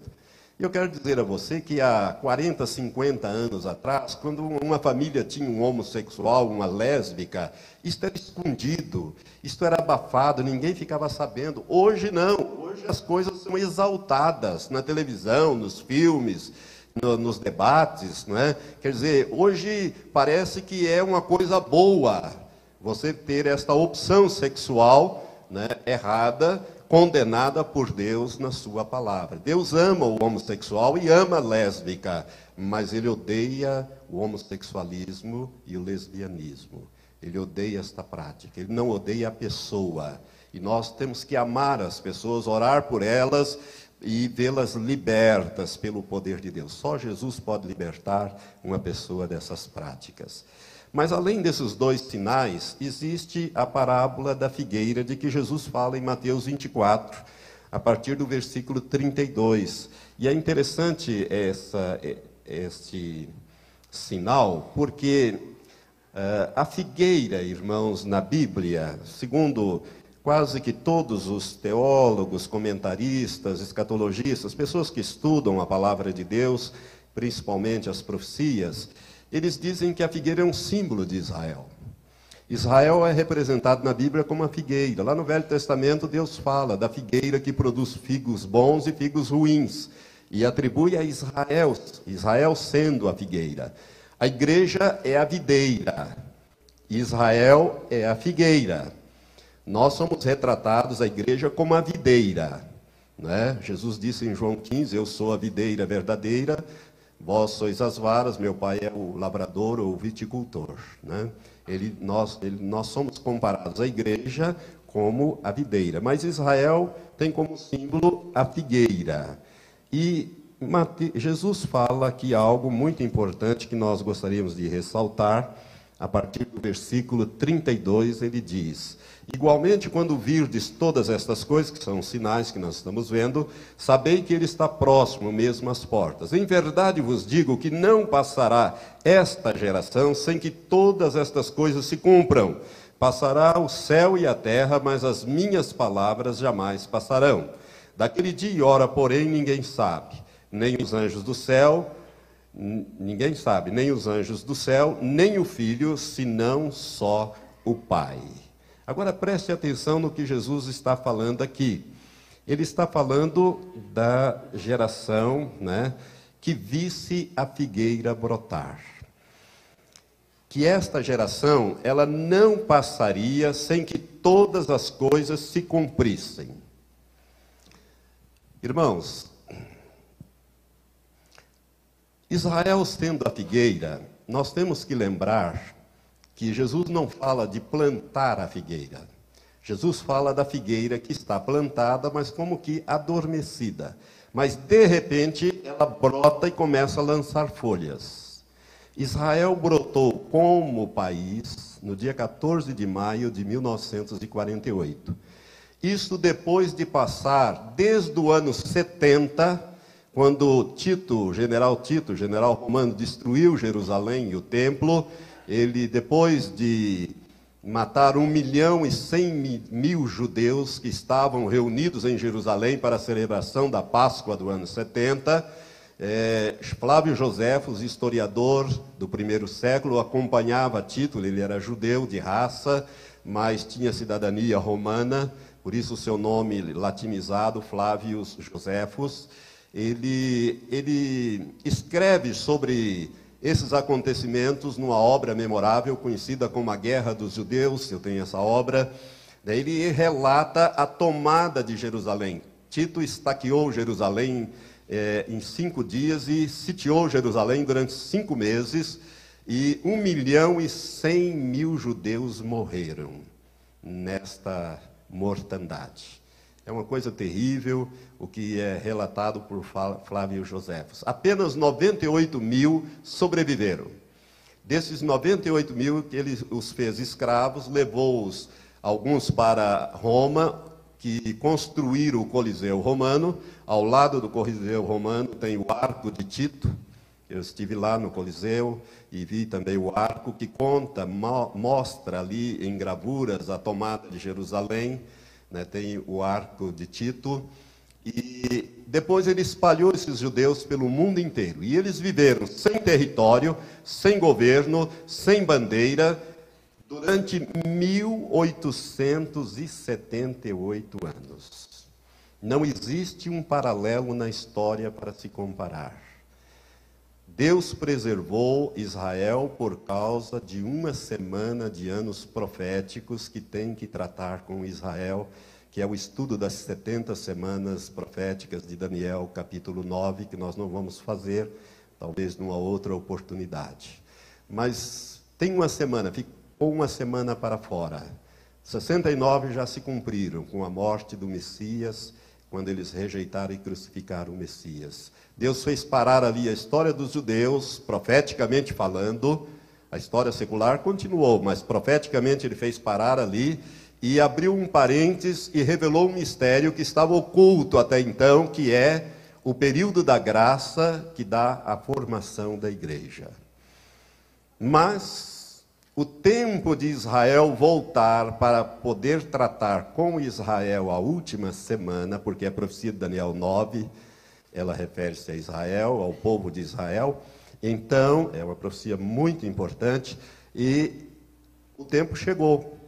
E Deus, então, usou um chicote chamado Adolf Hitler para desalojar os judeus, principalmente da Europa, porque eles estavam muito bem colocados na sociedade europeia, eram homens e mulheres influentes, ricos, proeminentes, mas usou um chicote chamado Adolf Hitler e desalojou-os de lá, e eles chegaram à conclusão que o único lugar seguro para eles era eles terem uma pátria. Foi criado, então, pela ONU, em 1947, quando presidia a sessão da ONU brasileira Oswaldo Aranha.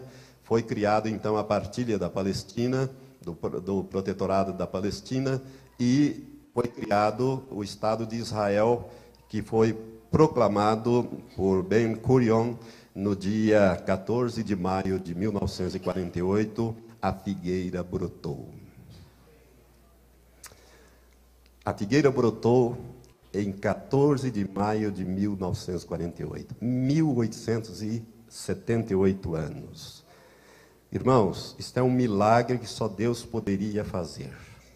Nenhum povo duraria todo esse tempo e voltaria a se tornar novamente uma nação. Não há nenhum registro em toda a história de casos semelhantes para que se possa comparar. A figueira brotou, então, nesta data. Aí vem a pergunta: pastor, quanto tempo dura uma geração? Uns dizem 20 anos, outros 40, outros 60, outros 70, alguns 120, até 800 anos. Se você pegar aquela geração dos patriarcas antediluvianos e fizer a média ali, Adão viveu 930 anos e morreu, Matusalém viveu 969, não é? Quem estragou a média ali foi, você já sabe quem foi, né? Que estragou a média ali, que só viveu 365 anos, foi o Enoque. O Enoque, ele foi arrebatado para Deus, viveu só 365 anos, e então a média baixa para cerca de 800 anos. Mas se não fosse pelo Enoque, a média passaria de 900 anos, porque aqueles homens viveram uma enormidade de tempo. Bom, um cientista alemão, há uns anos atrás, ele pegou todas as gerações da Bíblia e começou a calcular essas gerações e achou uma média, pegando esses que viveram uma média de 800, com mais os outros atuais e tal, todas as gerações mencionadas da Bíblia, ele achou uma média bíblica de 53 anos. Então nós vemos que Adão viveu 930, depois que Deus disse que os dias dos homens seriam só 120, começou a baixar. Abraão já viveu 170, Isaac 180, Jacó 147, Moisés foi o último que viveu 120. E Moisés estava em pleno vigor, ele poderia ter entrado na terra prometida, porque a Bíblia diz que os seus olhos nunca se escureceram, né, como o meu e de muitos outros, né? Moisés tinha uma visão perfeita e nem o seu vigor físico feneceu. Ele estava em plena forma com 120 anos. Mas, por uma desobediência, Moisés foi um homem ferido pelo rebanho, né? Ficou nervoso lá com o povo, com aquela agitação toda, e Deus tinha dito, fala a rocha, e ele pegou e bateu na rocha. E a rocha era Cristo, e o resultado foi Deus disse para ele, você não entra na terra prometida. Você vai vê-la, mas não vai entrar nela. Irmãos, Moisés foi o último homem na Bíblia que viveu 120 anos. A Noé, que foi o último daquela geração que viveu mais de 900 anos, Deus disse, olha, a duração do homem vai ser 120 anos. E a Moisés, que foi o último que viveu 120, Deus disse no Salmo 90, a duração da nossa vida vai ser de 70 anos. Se alguns, pela robustez, chegam a 80, 90, o melhor deles é enfado e canseira. Imagina o pior, se o melhor é enfado e canseira, né? Imagina o pior. Então Deus reduz. Ele diz a Moisés que a duração da nossa vida é de 70 anos. Davi emplaca os 70 anos, mas assim em cima, quase que não chegando. Salomão também 70. E dali para frente você vai vendo que vai diminuindo. Hoje, com a melhoria da qualidade de vida, nós já estamos vivendo um pouco mais de 70. Mas, como diz a Bíblia, enfada e canseira, né, quando passa dos 70. Infelizmente. Então, no meu entendimento, irmãos, você pode entender diferente, mas no meu entendimento, uma geração duraria 70 anos. Então, eu estou explicando que tudo isso que eu acabei de dizer agora, essa explicação que eu estou dando, no meu entendimento, a duração da vida do homem hoje, Deus fixou em 70 anos. Agora, você que é rápido em matemática, já está fazendo contas aí, né? Se a minha especulação estiver certa, ela pode estar errada. Ela pode estar errada, eu quero deixar isso bem claro, para que ninguém diga que eu estou marcando a volta de Jesus para tal dia ou para tal hora. Aliás, Jesus disse que daquele dia e hora ninguém sabe. Agora, os teólogos eruditos dizem que Jesus estava falando de um dia específico, de uma hora específica, e não de uma época. O texto no grego daria este entendimento. Eu não sei, mas já ouvi isto. De que Jesus estaria dizendo que do dia e da hora, ou seja, um dia específico, uma hora específica, ninguém sabe. E quando eu falar sobre o arrebatamento, eu vou dizer por que não vai, ninguém sabe. Quando Jesus estava em carne, ele não sabia, porque ele tinha se despido, ele tinha deixado seus atributos divinos de onisciência, onipresença e onipotência, e tornado 100% homem e 100% Deus. Mas ele não tinha os atributos divinos. Por isso ele não sabia. Ele disse, nem os anjos do céu, nem o Filho. Entretanto, quando ele ressuscitou, depois da ressurreição, os discípulos tornaram a refazer a pergunta em Atos capítulo 1, dizendo, Senhor, é nesse tempo que restauras o reino a Israel? Jesus desconversou e disse, a vós não vos compete saber as épocas, as estações que o Pai estabeleceu para o seu próprio poder, mas recebereis poder ao descer sobre vós o Espírito Santo. Jesus não respondeu, ele já sabia. Só a Trindade sabe, Satanás não sabe, os demônios não sabem, os anjos não sabem, e os homens também não sabem o dia do arrebatamento. Mas se a minha especulação estiver certa, e eu posso estar errado, ela é tão boa quanto a tua, ou tão certa quanto a tua, ou tão errada quanto a tua, não é? Se ela estiver certa, dentro de mais ou menos 10 anos, ou seja, soma 1948 mais 70 anos, nós vamos para o ano 2018. Que anos nós estamos? 2009. Quantos anos faltaria para que tudo se cumpra?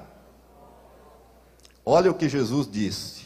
Não passará esta geração sem que se cumpra todas as coisas. Ou seja, ele teria que arrebatar a igreja e vir com a igreja em poder e grande glória, travar a batalha do Armagedon, lançar o anticristo e o falso profeta no lago que arde com fogo e enxofre, aprisionar Satanás e os demônios no abismo e estabelecer o seu reino milenial.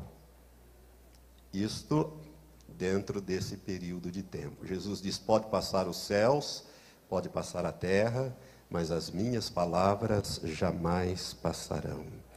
Ele disse,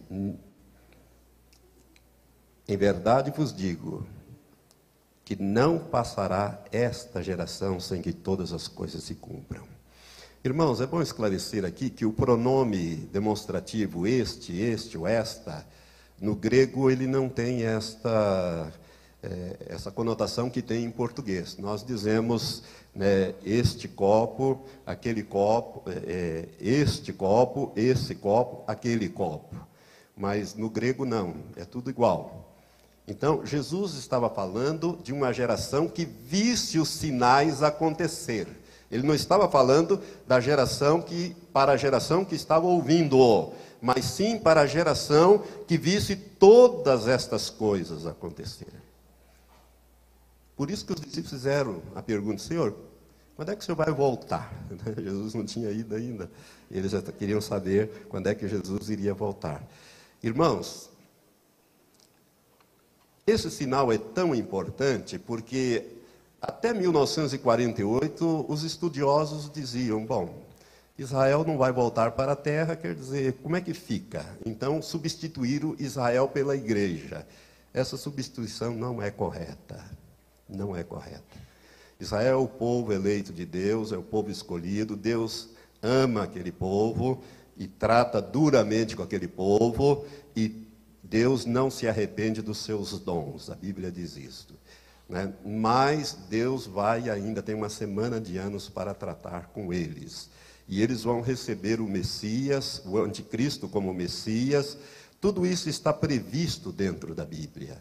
Então, todas estas coisas estão para acontecer. Então, se Israel realmente é a figueira, e se uma geração dura em torno de 70 anos, poucos anos nos separam da implantação do reino de Deus aqui na terra. Quando nós vamos governar toda a terra. Porque a Bíblia diz em Apocalipse 5 que ele comprou homens de todas as tribos, língua, povos e nações, homens e mulheres, e os fez reis e sacerdotes, e eles reinarão sobre a terra. Nós vamos aprender a governar aqui durante 1000 anos, para depois governarmos todo o reino de Deus, todo o universo. Irmãos, Deus não estava criando galáxias, sistemas, estrelas, né, que são bilhões e bilhões e bilhões, porque ele não tinha nada para fazer. Não. Deus sempre faz as coisas com um propósito. Deus não faz nada sem propósito. Tudo que Deus criou tem um propósito. Aliás, a Bíblia diz que Deus fez tudo para um fim, até o ímpio para o dia do mal. Sabia disso? Você riu, mas é verdade. Está escrito isso na Bíblia.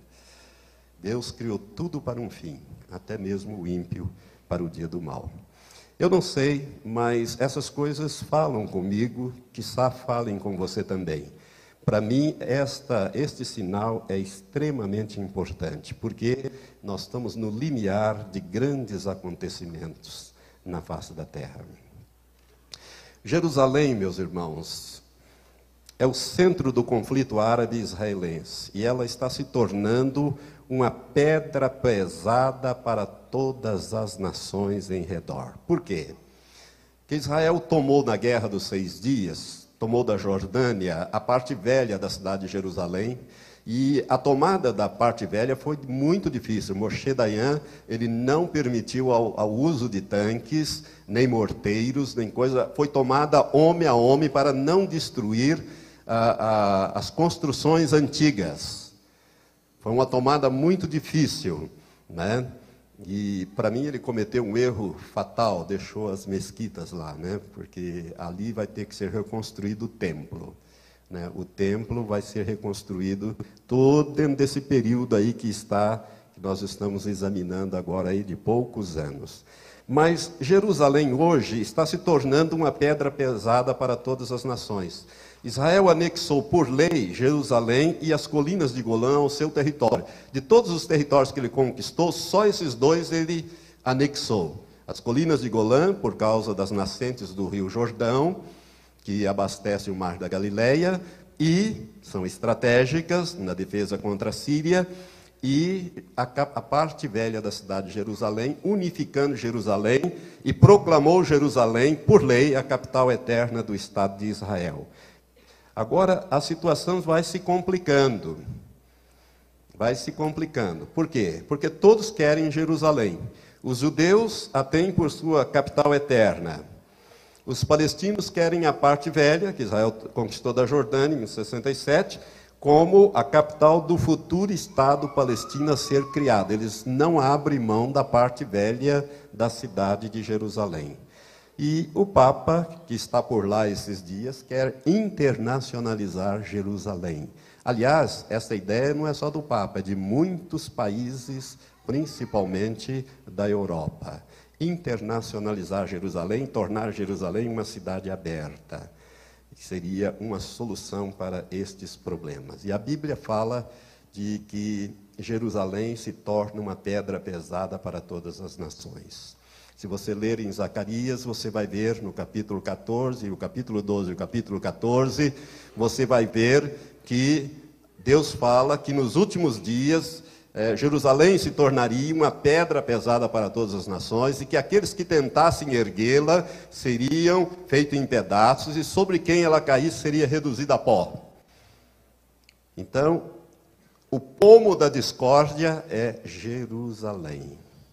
E o governo que acaba de assumir, liderado pelo primeiro-ministro Benjamin Netanyahu, ele não vai entregar Jerusalém. Pode ter certeza disso.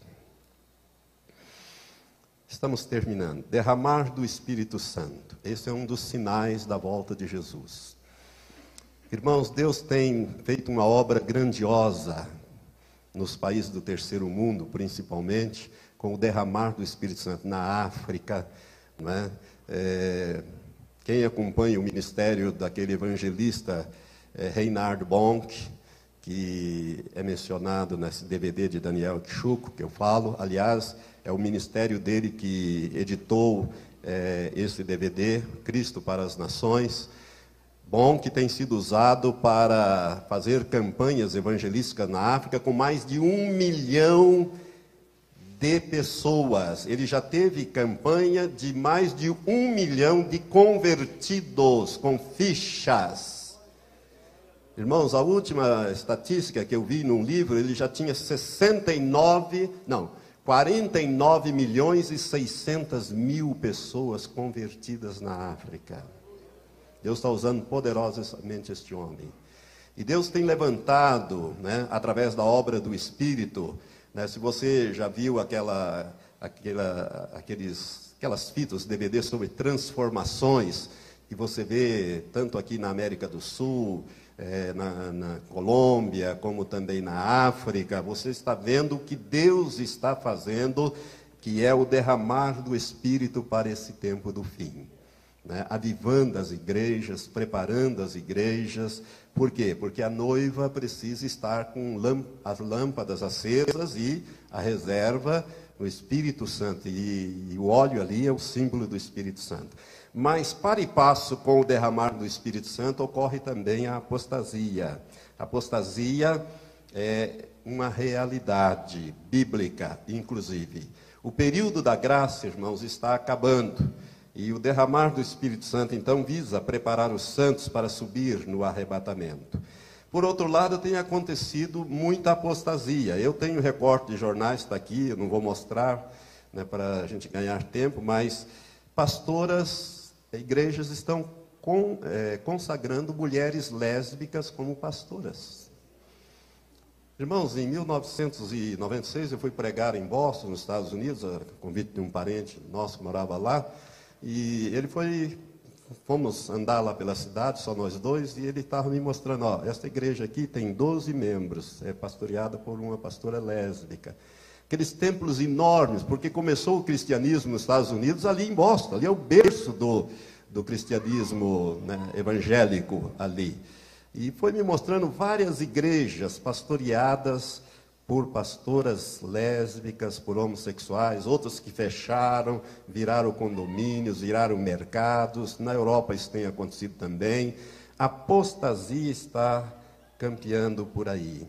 Eu tenho aqui um recorte também da revista Veja, que é antigo já, de maio de 92, sobre o debate sobre o sexo de Deus, dizendo que todas as virtudes ali do Criador são da mulher, não são do homem.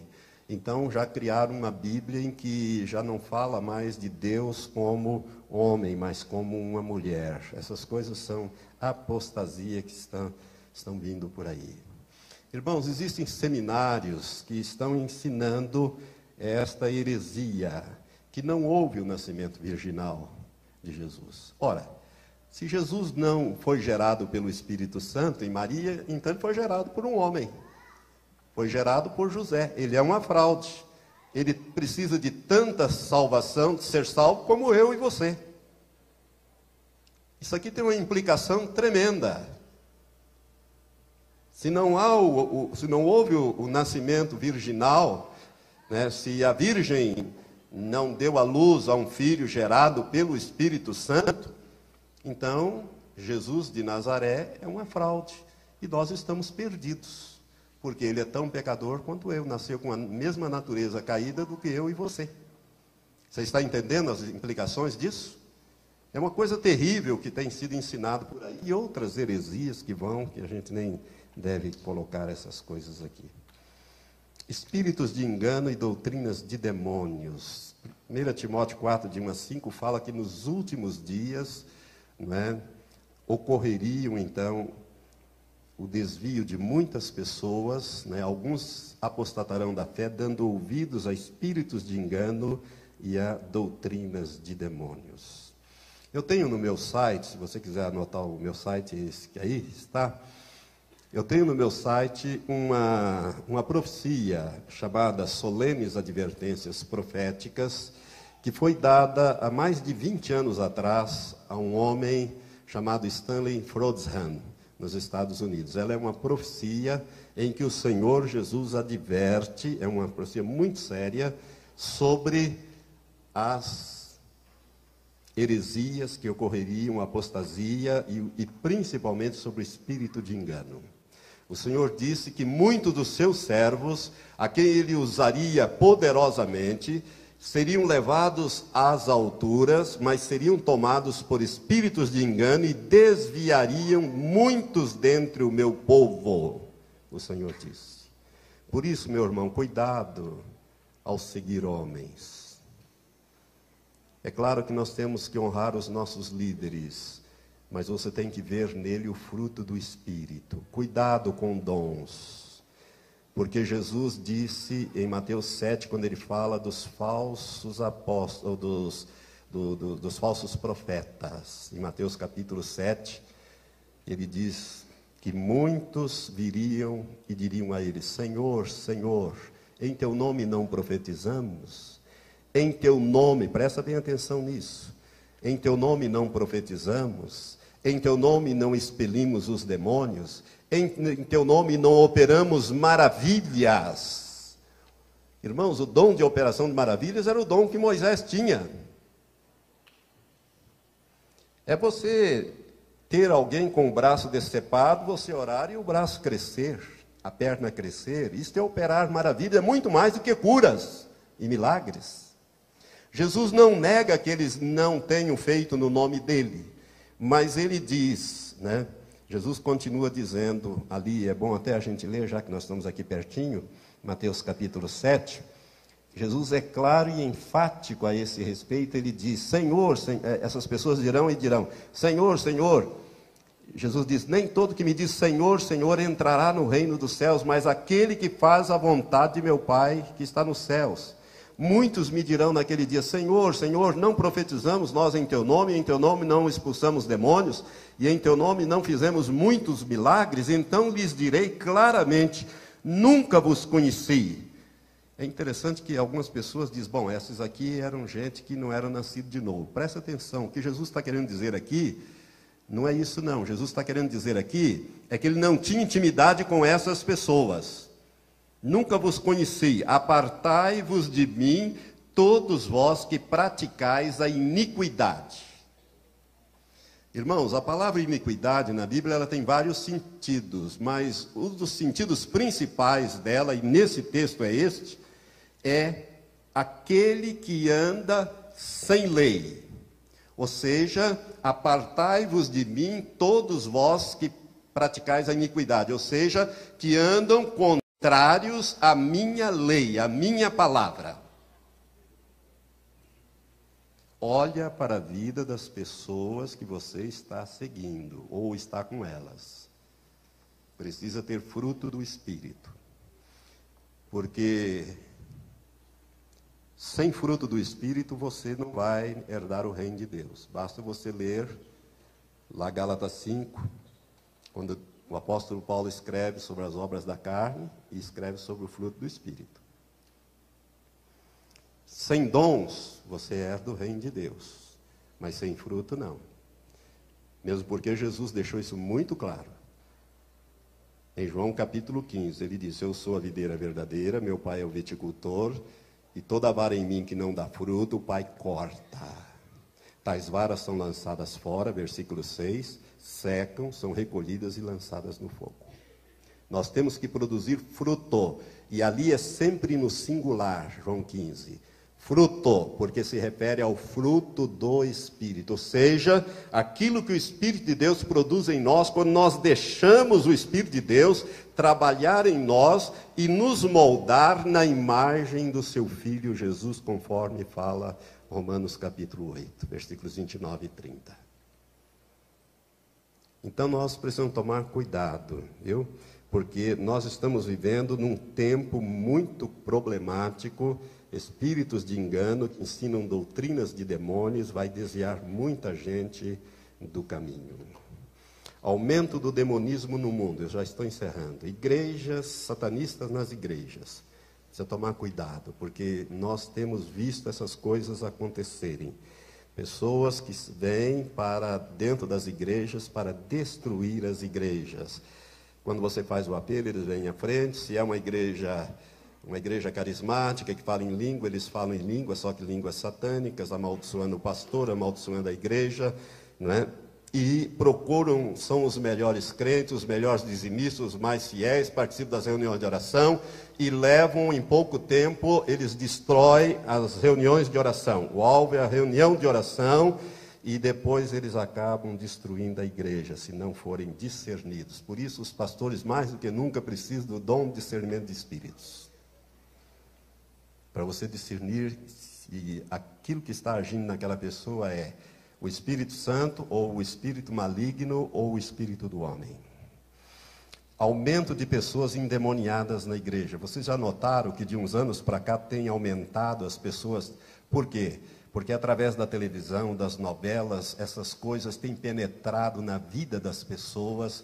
As pessoas têm praticado esoterismo e têm, enfim, aberto portas através de práticas como a yoga, como relaxamento mental, como tantas as práticas do hinduísmo. E o resultado são pessoas endemoniadas dentro da igreja. Quando você ora uma oração de autoridade, começa a cair gente e você precisa expulsar demônios. Isso tudo é sinal dos últimos dias. E não sei se você já ouviu falar de pessoas que pegam fogo de dentro para fora. Combustão espontânea. Eu tenho aqui um recorte de jornal, inclusive, de uma notícia que fala sobre isso, né? Menina que pegou fogo morre no hospital. Menina que pegou fogo morre no hospital. Né? Ela pegou fogo de dentro para fora. Irmãos, esses casos têm sido inclusive estudados por cientistas que não conseguem chegar a uma conclusão. Nos Estados Unidos, em 1993, foram catalogados 1.760 casos de pessoas que se incendiaram de dentro para fora. São demônios. Esta menina lá de Curitiba, ela dizia que o negão queria matá-la, que o negão queria matá-la. Né? A família, em vez de levar a uma igreja, um pastor, para expulsar aquele demônio, né? Quando ela voltava da padaria com o sobrinho dela nas mãos, ela entregou a criança para a irmã dela e disse: pega o seu filho porque eu estou começando a queimar por dentro. E a irmã dela viu ela incendiar-se de dentro para fora, de cima para baixo. Morreu, queimou totalmente. Isto é o aumento do demonismo no mundo. Por isso nós precisamos fazer batalha espiritual diária. Temos que tomar posse e exercer a nossa autoridade. Pastor Jonathan é um batalhador, nós fazemos batalha espiritual todos os dias da nossa igreja. Nós tomamos posse daquela cidade, daquela região para o Senhor, e o resultado tem sido uma maravilha, irmãos. Né? As pessoas têm se convertido, porque o Senhor me deu, quando eu comecei aquela obra, o Senhor me deu um entendimento de que Deus quer salvar a todos, não é verdade? Muitas vezes a gente fica orando, Senhor, salva o fulano, salva o Beltrano. Parece até que a gente tem que ficar, vamos assim, arrancando de Deus a salvação daquela pessoa, quando a Bíblia diz que Ele deseja salvar a todos, que Jesus pagou o preço para salvar a todos. Mas há alguém que não quer que ninguém se salve. Então são os demônios que trabalham na vida da pessoa. O que nós temos que fazer? Amarrar, imobilizar e amordaçar esses demônios e impedir que eles ajam na vida da pessoa, para que a pessoa, e pedir que Deus trabalhe através dos seus anjos e do seu Espírito Santo na vida daquela pessoa, para que ela fique livre para receber a palavra de Deus. O resultado tem sido que as pessoas têm procurado a igreja. Nós temos vários casos de pessoas que vêm procurando a igreja. E o último sinal, para encerrar, que eu acho que é o último que falta acontecer, é a revelação do anticristo. O anticristo é o último sinal que marca este período de sinais que nós estamos vendo. Irmãos, a Bíblia é muito clara em 2 Tessalonicenses, capítulo 2. Eu copiei o texto aqui com alguns destaques que eu fiz para você entender. No capítulo 2, o apóstolo Paulo, as duas cartas à igreja de Tessalônica, na primeira o apóstolo Paulo fala como será o arrebatamento no capítulo 4. E capítulo 4, a partir do versículo 13, que nós vamos ler quando falarmos do arrebatamento. Vamos analisar quando falarmos do arrebatamento. E a igreja de Tessalônica ficou muito preocupada, e Paulo escreveu uma segunda carta para aclarar melhor a primeira. E ele diz ali, no capítulo 2, ora, quanto à vinda de nosso Senhor Jesus Cristo e a nossa reunião com Ele, o que é a vinda de nosso Senhor Jesus Cristo e a nossa reunião com Ele? É o arrebatamento. Ele parará nos ares, nós seremos transformados, os mortos ressuscitarão, nós seremos transformados e subiremos para encontrar o Senhor nos ares. Então, quanto à vinda de nosso Senhor Jesus Cristo e a nossa reunião com Ele, que é o arrebatamento, rogamos os irmãos que não vos movais facilmente do vosso modo de pensar, nem vos perturbeis, quer por espírito, quer por palavra, quer por epístola, como enviada de nós, como se o dia do Senhor já estivesse perto. Ninguém de modo algum vos engane, porque isto, ou seja, o arrebatamento, ou a vinda de nosso Senhor Jesus Cristo e a nossa reunião com Ele, o arrebatamento, não sucederá sem que venha primeiro a apostasia e seja revelado o homem do pecado, que é o anticristo, o filho da perdição, que é outro nome dado a ele, aquele que se opõe, se levanta contra tudo o que se chama Deus ou objeto de adoração, de sorte que se assenta no santuário de Deus, apresentando-se como Deus. 2 Tessalonicenses 2, de 1 a 4, com os destaques e acréscimos que eu fiz aqui. Então, a igreja estará na terra, porque esses dois sinais teriam que acontecer. Tem que vir primeiro a apostasia e ser revelado o anticristo. Agora eu vou te dar uma chave, já que eu não vou falar sobre o anticristo aqui, vou te dar uma chave para você ficar esperto. Fica muito esperto. O homem que estiver à frente de uma confederação de 10 países na Europa, que é o antigo Império Romano restaurado, hoje são 27 países que estão lá, mas já não está dando lá muito certo. Há uma tendência de criar um outro sistema, inclusive de defesa na OTAN. Eu não sei como isso vai ser, mas 10 países, porque são 10 chifres. O homem que estiver à frente de uma confederação de nações na Europa e fizer um tratado de paz e de proteção de Israel para durar 7 anos, este homem é o anticristo. Não tenha dúvida disso. Tá? Não perca isso de vista. E quando eu falar amanhã sobre Gog e Magog, você vai ver que a próxima guerra que está na iminência de acontecer terá como resultado o aparecimento do anticristo. Mas isso nós vamos falar amanhã com a graça de Deus. Irmãos, tudo isso que nós falamos pode ser tão somente a ponta de um iceberg. Você sabe que um iceberg você só vê 10% dele, o resto está tudo escondido. Tudo isso que falamos pode ser nada mais, nada menos do que a ponta de um grande iceberg. Que Deus te abençoe. Vamos ficar em pé.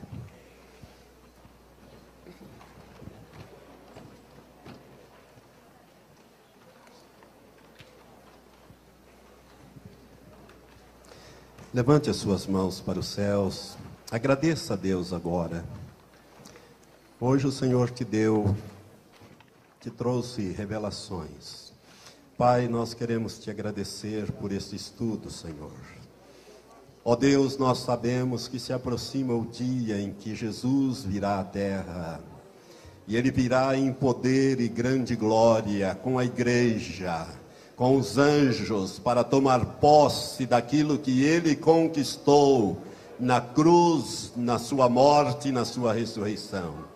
Pai, nós queremos participar desse dia glorioso e reinar aqui, Senhor, como reis e sacerdotes sobre a terra, porque é desejo do Senhor. Ele pagou um preço para isto, Pai, um preço de sangue. Mas, Pai, nós queremos estar preparados para o dia do arrebatamento. Por isso, Senhor, que esta palavra não volte para ti vazia. Antes ela faça aquilo que te apraz e prospere naquilo para qual tu a enviaste, que é a preparação dos santos para o arrebatamento. Maranata, vem logo, Senhor Jesus. Esta é a nossa oração, em nome de Jesus. Amém, Senhor. Amém. Graças a Deus.